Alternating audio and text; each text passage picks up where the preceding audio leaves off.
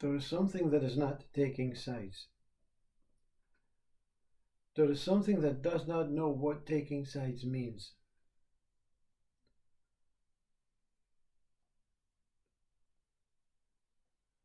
The mind gives you so many something thoughts, countless something thoughts, countless thoughts about things.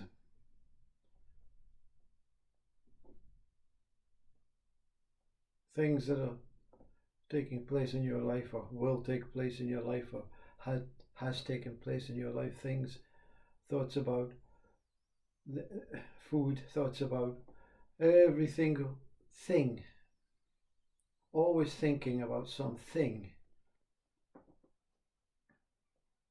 Always telling you what's happening, what could happen, what's about to happen, what did happen.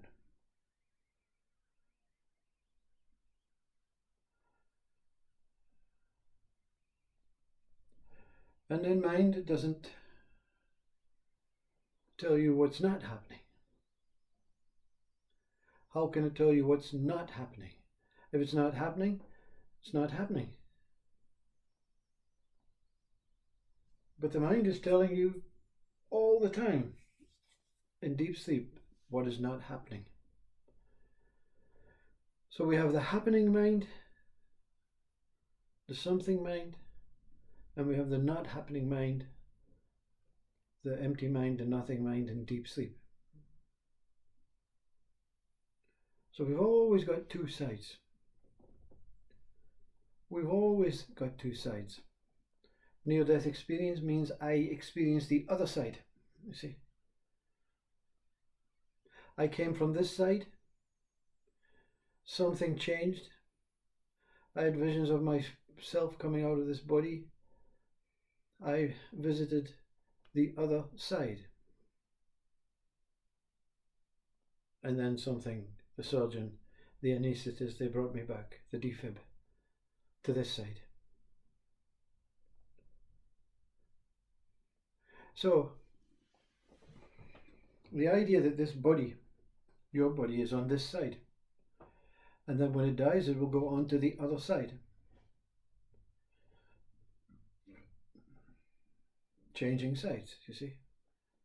I'm going from form on this side to formlessness on the other side.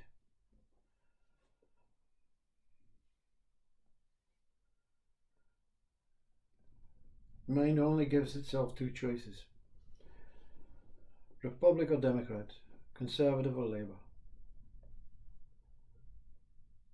the left, the right, the up, the down, the in, the out.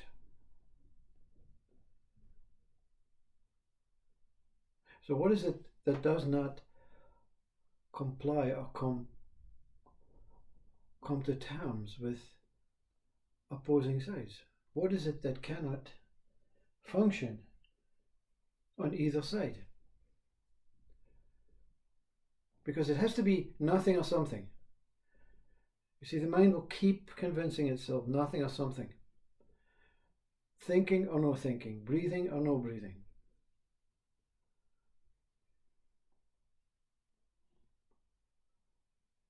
They say death is the out breath. In breath, life. Out breath, death.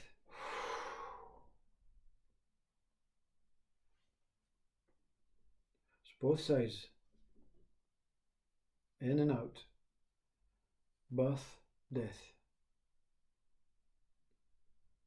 But what is the space between the in breath and the out breath? There's a space.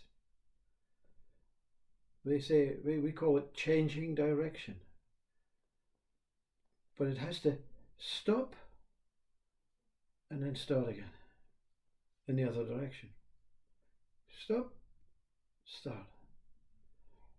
Birth, something else. Death.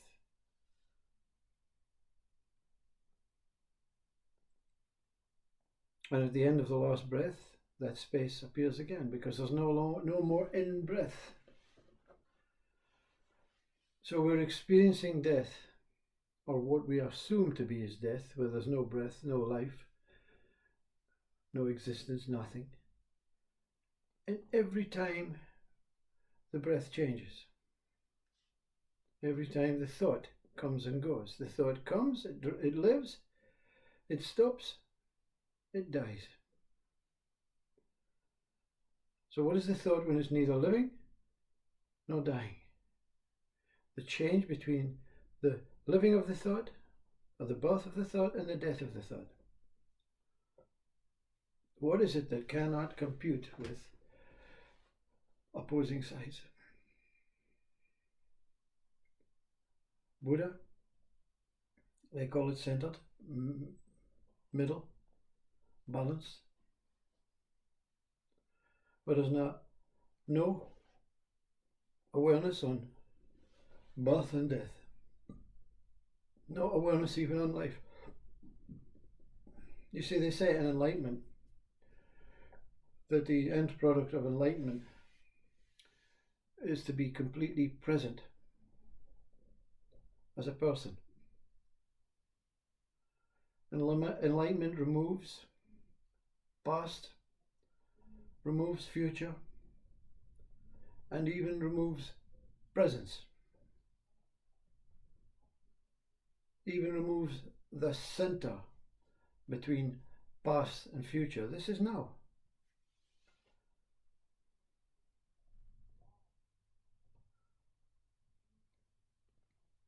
So what is present that doesn't refer to past and future?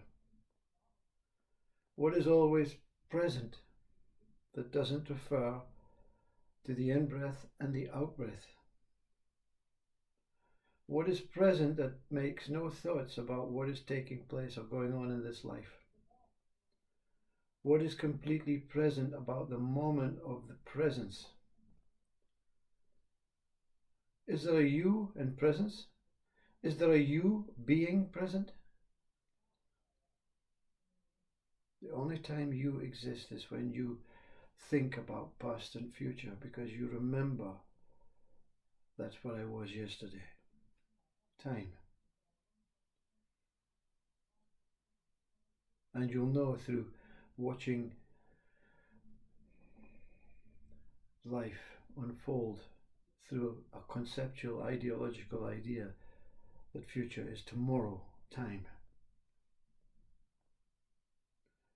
And we're always relating to time. And time takes sides. The clock is either going forward or back. Time. The ruination of mankind is to think that time exists, and then we suffer time, and we suffer opposing ideas and worlds, thinking there is another side, the other side, you see.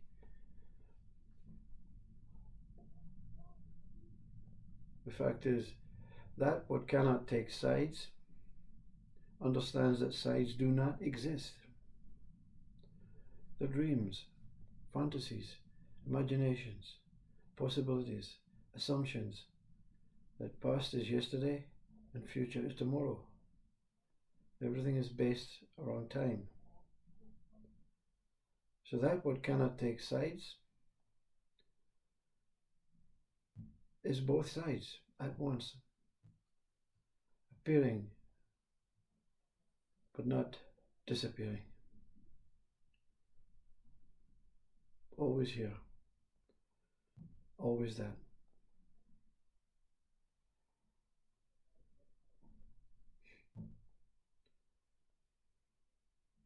There's nowhere to go, nothing to do, no one doing it. Because time gives birth to the person, to the mind, to that what moves in particular directions, particular ways, particular paths, with particular ideas, particular hopes, particular beliefs. This is all fantasy.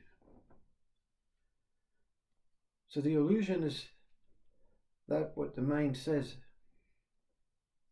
whatever it talks about, whatever side it takes, whatever possibility, whatever it wants to tell you or not tell you, it's taking sides.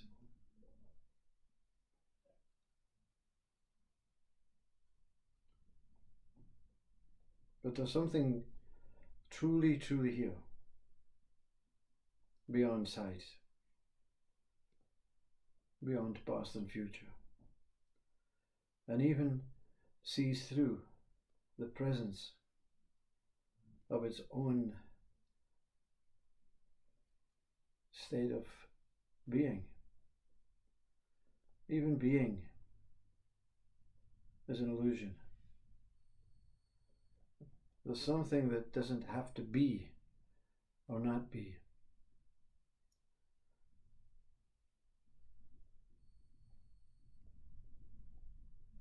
It's when everything crashes and you refer and you return to that child and you see life as a wow, mesmerized. Doesn't ask what's going on, doesn't have a mindset to ask what's going on, doesn't want to know what's going on, just is in awe of being witness to the immaculate, to the mysterious, to the magical, to itself.